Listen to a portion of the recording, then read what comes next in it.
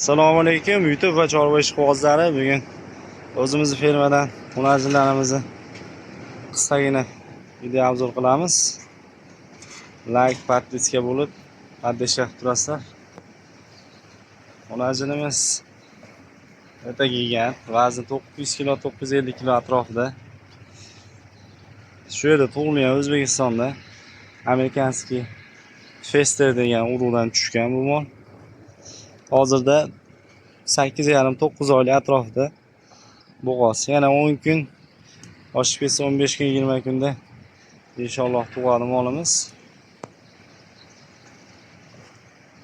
Molda hamma yo'q kelishgan, to'rson. Bu molimiz zoti Galishtin Friz, toza.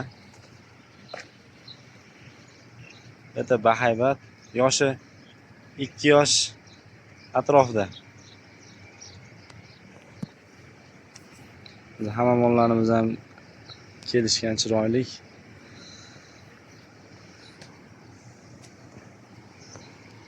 Havasi kelganlar bitta like bosib qo'yasizlar. Obuna bo'lmaganlar obuna bo'lib qo'yinglar. Sizlarga bundan ham zo'rlarni boqishni nasib qilsin.